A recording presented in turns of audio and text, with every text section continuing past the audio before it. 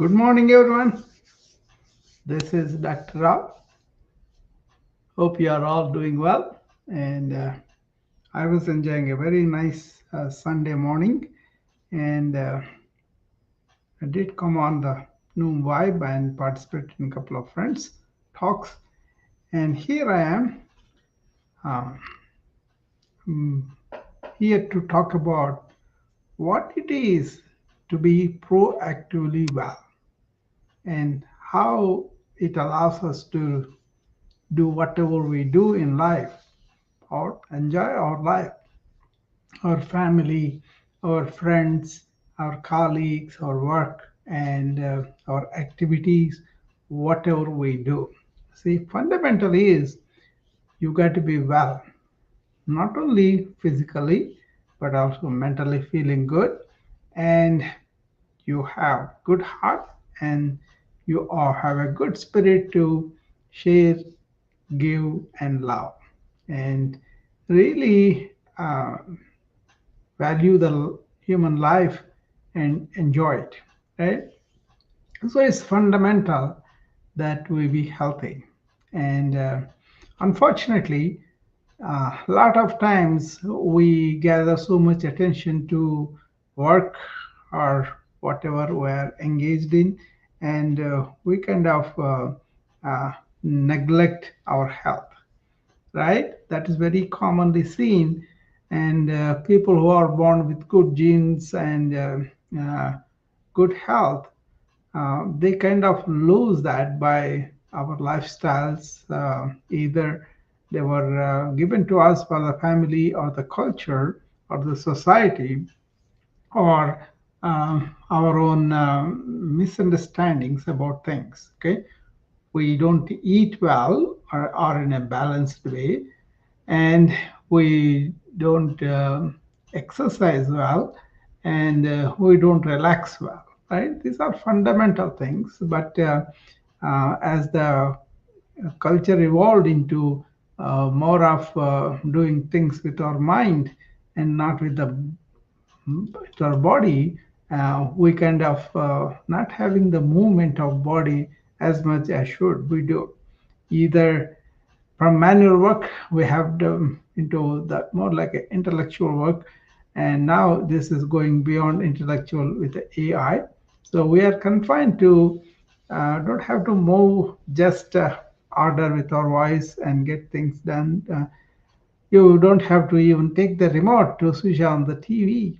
We kind of uh, can use the oral commands, verbal commands, to tell the TV switch on, switch off through Alexa. And then we kind of stay there and let our mind go all over the place. And so we don't get the relaxation benefit either. People are getting overwhelmed, and they're not really uh, relaxing as much as they should do. They don't unwind, right? Especially mental unwinding, it's very difficult for people to do, right? So looking at all that, you could say, uh, well, we need to revisit this. We have scientific inventions and discoveries which are really giving us a lot of tools that we could use to diagnose ourselves when we are at a very beginning stage of many diseases, right? We do try to get people into preventive work exams, and then they kind of take that once a year. But what I am saying is that kind of prevention start from you knowing what's going on with the health field, what are the major things they are suggesting, what are the things that you should be careful about: your diet, your exercise, your sleep, and your rest, and all that. But also what kind of tests they have developed that could help you to save a lot of headache down the line. So people do not take advantage of that. That's what I'm trying to tell you. There's another dimension that I bring is learning some healing systems of the ancients, which suggest us a much better natural way of living and living close to the nature, and thereby we can discover what went out of nature with us. So the nature is to give us two legs to stand up and walk, and just the move itself is really important, right? And a lot of people don't do that, and work atmosphere also doesn't allow you to get up and walk lots of times, right? um, and there are comforts, creature comforts, the sofas, the soft beds, the cars, the mobile, so many ways, and also our sitting down and doing the work, and all intellectual and all that. People play, people do some things, especially when they are small, when they are little kids and young people, and later on they may not even do that. So as the middle age comes, and then as more creature comforts creep into our lifestyles, and we get more and more immobile, and make our minds become mobile. So that's exactly opposite we should be doing, moving our body and keeping the mind rested and calm and quiet when it is not needed. But we engage with the mind all the time, don't know how to relax it, how to make it a powerful instrument by giving a chance to revamp itself, regenerate itself. Okay, so this proactive wellness means you should be aware of your own physical, mental, and spiritual condition, and your own assessment of what happened to your family with those similar conditions, and what is the best initial diagnosis that you could do at what stage and at what age. So if you understand that, and then you take advantage of the modern scientific breakthroughs and also ancient healing wisdom. If you can combine both of them, which is what I'm set out to do after 40 years of internal medicine practice, I recognize that we don't pay as much attention as we should to the wellness being, right? We are always harboring diseases, allow them to grow with our eating habits, with our exercise habits or lack of it, or engaging in unnecessary overthinking or negative thinking, and also not sleeping properly and sacrificing our sleep cycle for any of the uppers and downers. We all know that. Excuse me. So I set out on my life's mission of promoting wellness, optimizing wellness, and helping people to take more responsibility for their own wellness by taking advantage of these developments we have. We have food that is fortified, we have food that is really whole. We have so many agriculture ways now that we can produce organic produce, which is good for us. So we should be aware of that, and then go and buy the organic food or raise organic food yourself. And we have so much of information on uh, supplements and herbs that you could use in case you are deficient, and then you can live longer and well, so that you can enjoy your life. So that is what I'm focusing on this. And if you have any opinion on this, or if you have any questions regarding it, please come up and talk to me. That way, we can also learn from you about how you are being proactively well, and how that helps you not only save time and money, but also the suffering. Suppose you have diabetes in your family, and one of the reasons was your diet in the family, which is coming traditionally. Like in our Indian household, when I was growing up in India, Rice was the staple diet. They make a big rice pile, and then we take a huge amount of rice with curries that are already cooked vegetables, so they lost their vitality there. And this high consumption of carbohydrate burns your insulin producing pancreas, right? So you secrete so much of insulin, you will have insulin anemia, and then you develop insulin resistance, right? So eventually, they're supposed to burn out by 60, 70 years of age. The pancreas burns out by 20 years of age if we are dumping a lot of carbon. It could be rice, it could be bread, it could be anything else that is all carbohydrate, right? But if you are somebody who is exercising severely and then restricting the rice from the beginning, even if you have the genes for it, you don't have to reflect it. In my own family, my eldest brother is an army person. So he was a fitness nut. He used to call by himself that, and he used to be very active in sports. He used to play football. He used to box. He used to run. He used to go the obstacle course, any number of them. And he was a cricketer. He almost got selected to the national team, but the family did not give the permission for him to go out of the country. That's why he had to give up.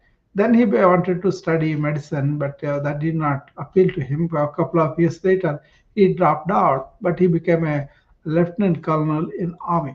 So yeah, he is retired since, but he's still now 82. He still walks. He still goes for walks on his own and doesn't have any major illnesses.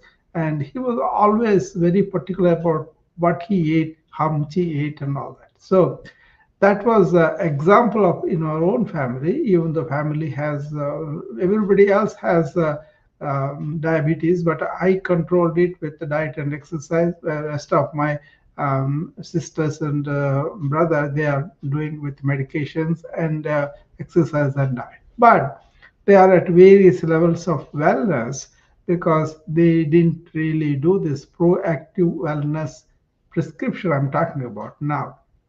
They went to doctors only when they have trouble, right?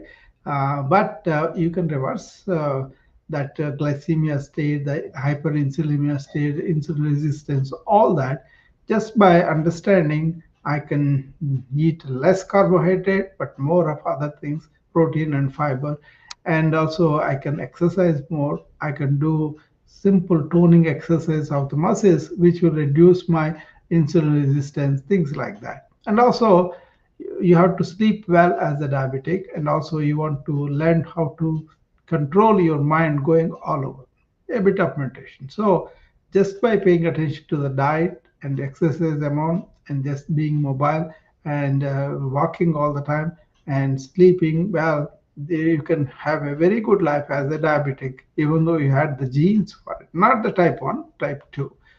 So that's an example that I could tell you. So now most of my family members are very much into proactive wellness, and they do pay attention to their health in a very responsible way, and that becomes easy for them to handle them. Even the people who had advanced stage of diabetes have reversed it all the way to they can control just with the diet and exercise, you know. So that is the advantage. Otherwise, you will end up suffering because of the so many things happen in diabetes, right? uh, like you can have poor vision, you can have peripheral neuropathy, and you can really go into serious comas and all those complications that you can have from diabetes. There are so many, right? Head to toe. So that's only one disease, but then there are other ones. People can have high cholesterol, can have heart problems, can have heart attacks. That can be prevented. People can have high blood pressure and then eating a lot of salt and really not controlling their temper, not knowing how to relax. They can elevate that blood pressure. So being really aware of what is available out there in the medical field and also in other health systems like yoga, Ayurveda, Chinese medicine. All these areas you can learn a lot, and then you can apply whatever you can in your own life. It doesn't have to be a masters of all this, but just understand what is that there. But everybody comes to the same basic principle: move your body and keep your mind quiet when it is not required. So move your body, keep silent in your mind as much as possible. Okay, so yoga goes into a big deal to that, silencing the mind, right? But you can learn just to use your mind when you need to, and otherwise just go into your silent self and stay there. If you learn that, or if you calm yourself in the morning and go to work, and then if you calm yourself after work, then you sleep well and you don't nurture this forever continuing anxiety that people are suffering because they don't quiet their mind. So that fundamental principle of moving is something we could do what is called functional fitness. That means you carry your own body and move rather than you settle down and allow the body to develop the bad energy, right? So you don't want to do that. So look at the creature comforts that you are used to, you have habituated to. Like you want to lie down a lot, you want to read lying down, you want to sit down a lot, and you don't want to use stairs, but you want to use elevators. You don't want to walk on neighborhood, but you are using car to go to the small distances, and you are having a very very soft sofas or soft beds which are not good, but change the furniture to something like a firm frame so that you can sit on firm seats that is good for your back and good for your thighs and hips and all that. So this having an idea about what is going on with particular diseases, where are the medical fields are, where are they with diseases of civilization, which are diabetes, high blood pressure, high cholesterol, arthritis. All these are bred by inability, and then some genes are there. But then lifestyles really play a big role in bringing these things on. Okay, pay attention to that, and then know your family history. Your family history has all these things. Then you see what the diet they eat, what kind of exercise they do. Then you can change your lifestyles just being aware of what is happening in the family. Then knowing that you born in a family that had suffered all these things may have new discoveries that is helping to diagnose much earlier stage and help you not to go advanced stage or complications. So that kind of being smart. You say, suppose you are a diabetic, instead of going to the doctor when you're already a diabetic, go there pre-diabetic as a family history, and then examine your lifestyles and change it. That is proactive wellness. You are being proactive about your wellness to be preserved or wellness to be regained or wellness to be maintained. You can do all of these things just by being aware.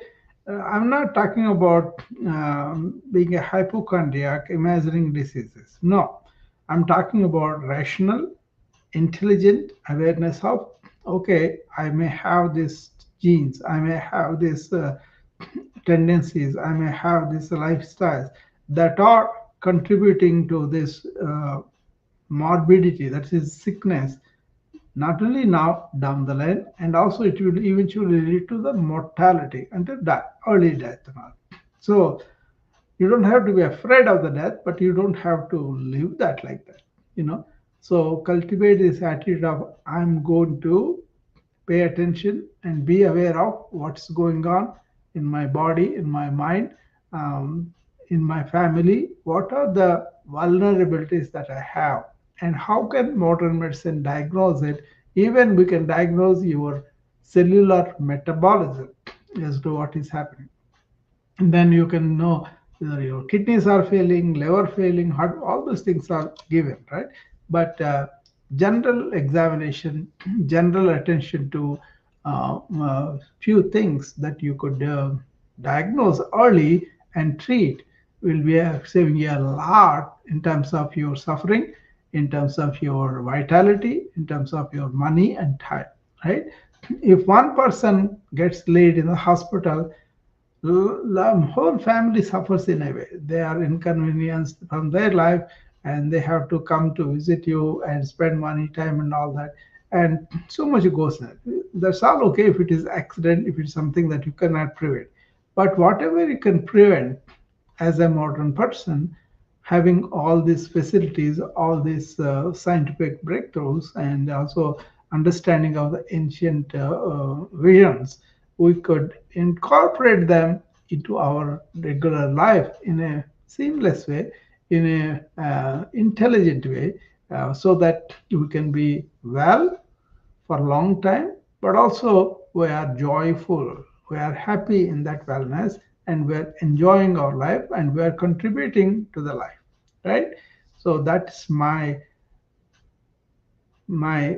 theme of working now, and how I want to help people to be proactively well. So in that context, I do several things. I do come on the social media like this and talk about proactive wellness.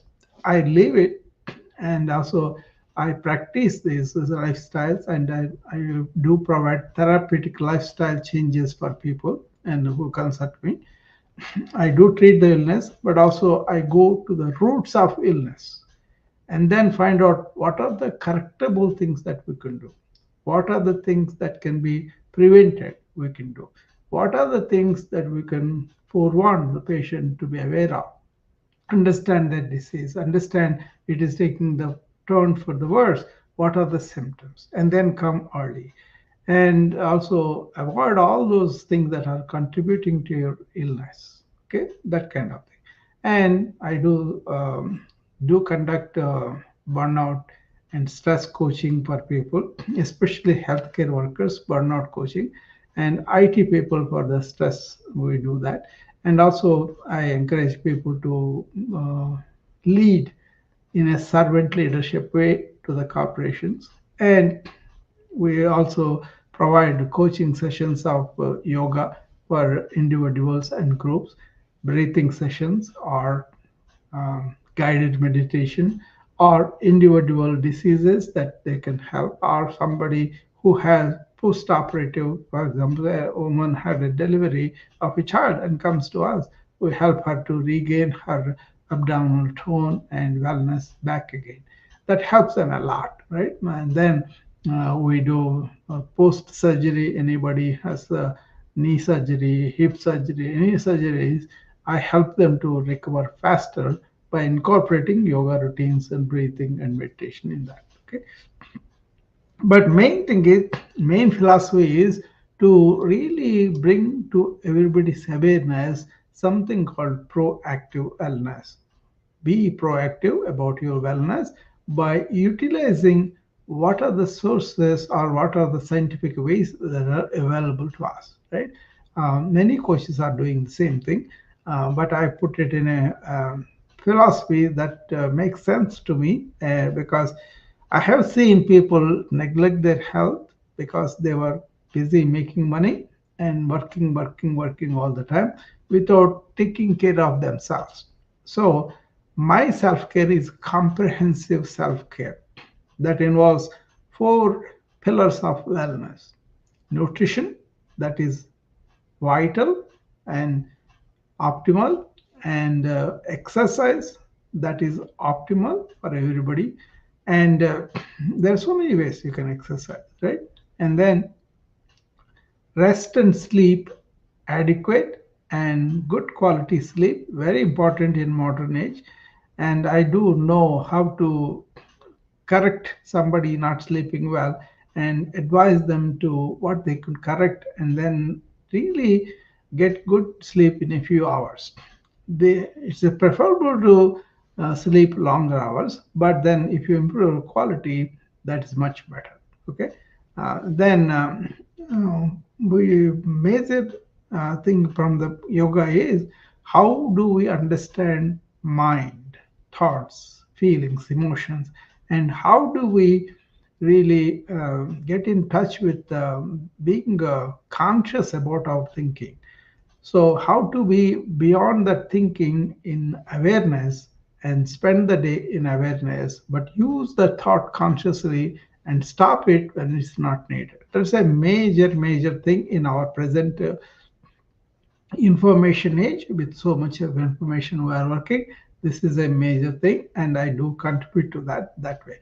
I myself am always aware in the present, and I use thought in a intentional conscious way, and I end it each time I use it. I end, like I am participating in this social media talk.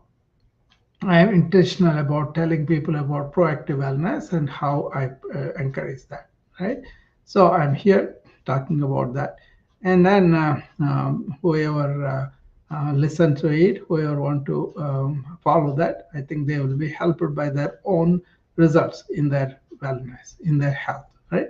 So then they will be happy that they are leading a life in wellness, not harboring long-term illnesses, chronic diseases, and all that. Okay, so that is why I'm going to do I do the wellness club for my students in the morning. In that wellness club, we start with the breathing, we go into the uh, yoga asanas, and then we kind of wind down with a formal breathing session, and then we kind of relax our bodies with a progressive relaxation, and then we do guided meditation at the end of the hour. At the end of the hour, people are aware and really in their present mode, present awareness, movement awareness, and then they go out and work, paying attention to what they are doing in whichever job they are doing, and that is being in the present all the time, and then sleep well at night time and come back to the life in the morning with more energy and enthusiasm and focus and concentration. So I was going to demonstrate this on July 28th at 10 a.m. Central Time. Is going to be on all these medias like a Clubhouse, New Vibe, and also LinkedIn, YouTube, and Facebook. Okay, I'll be simultaneously, live forecasting this, and people who want to see me and do, they can come on the Zoom, and the Zoom invitation will be provided just prior to the uh, webinar. Okay, so that's what I'm going to do on the July 28th at 10 a.m. Probably 60 to 90 minutes is the time. It will start with breathing practices and a little note on that. And then we will go into sun salutations, which is a very good aerobic exercise. And then we do a few asanas, the postures, yoga postures. And then we will do the relaxation exercise, which is called Shavasana or Yoga Nidra. And that progressive relaxation is done, people feel very relaxed. Then they can sit in a posture of meditation and then understand how to be observing the thought, how to be beyond thought, and how to be really focused on the energy that's surrounding us, that we are all in one energy. So that was the program. And then we will open up the floor for the questions so that people can ask me any questions that they have, and then we will build on that. Okay. So that is a taste of what happens in my wellness club. Will be presented to all my friends, whoever is interested in this, and then we will go from there. Okay. So anybody wants to come up and ask me a question, you are more than welcome.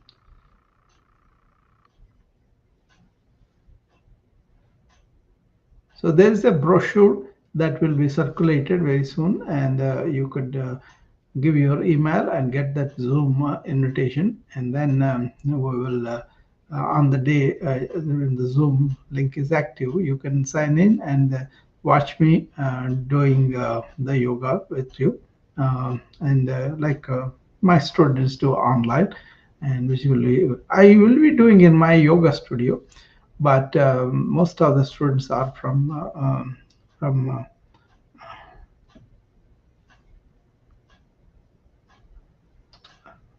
most of them are from hi Elizabeth Mark. So she said hi. So that is something that uh, most people will see what it is, and if they wish to join us on the Wellness Club, there will be a link provided that you could sign up and join us on a monthly basis. That Wellness Club has not only daily yoga sessions with me on live, and so I can work with several problems that students have apart from the daily routines. Some may say I have back pain, then the particular asanas for that will be shown, and that training will be given right there. And some people may have problems with chronic illnesses or frailty or cancer. Depending upon what they have, we will be providing guidance live on Zoom, and then they can also talk to me on the phone later. And also, we have a Conquer Burnout is the Facebook group page, and you can join that as a part of wellness member, and then you can ask me questions where you can have one-on-one meeting with me and we can talk about it. So you also have access to several resources I suggest, and work with me directly too. So that's all side effect, but main thing is see the wellness club, taste it, how it feels to be working that 1 hour session with me, and how you feel at the end of the session. Usually, I want them to be more aware and more energetic and having gained some insights, and also understanding what is the sound and its vibration, the healing effect, and also understand what is the universal energy and how we are part of that, and how to retrace our steps back to it. That way you are really connected to with everything. Okay, so I feel like that I'm always connected with everything, so people who are like that also can come and join us too. Okay. So any questions or any comments, you can come up and talk to me about it at this stage. Otherwise, we will be closing in a few minutes. Okay? That's basically I wanted to tell what is the proactive wellness and how we should use modern medicine and also ancient wisdom to help ourselves to be proactive well for a long time, and also enjoy and wellness, not just existing and taking medications and not able to do anything. Okay, but enjoy human life as far as possible in your life with your family and friends and with your work and whatever you are trying to contribute. Okay, so it's like you have a saw and you cut very many trees in the beginning, but then you need to get the saw really sharpened, right? Otherwise, it won't cut as many as you have done in the beginning. Our health is like that too. You keep the saw always sharpened. Okay, I think that gives a good example of how we should keep our health and wellness. Okay. Lot of modern medicine is centered around sickness oriented, so they will treat you when you go they're sick, but they won't provide that much education. Even though they're trying a little bit, they don't do that much as you should be doing. Okay, you should be the one when you are buying something, you want to see that lasts for long. So when you're buying some health care for you, you should be knowing what is all that is there that can prevent my problems or lessen my problems or cure my problems, right? So you could go at any scale according to how much educated you are about your conditions, how much aware you are of the solutions, and how best you are using. Okay, so all that needs is more awareness and intelligence, not that of money. Okay, there's so much information available, but you have to be able to gather towards your particular needs, particular situation, and use them intelligently. Okay, so with that, I'll take leave and I'll be seeing you again sometime. Bye bye.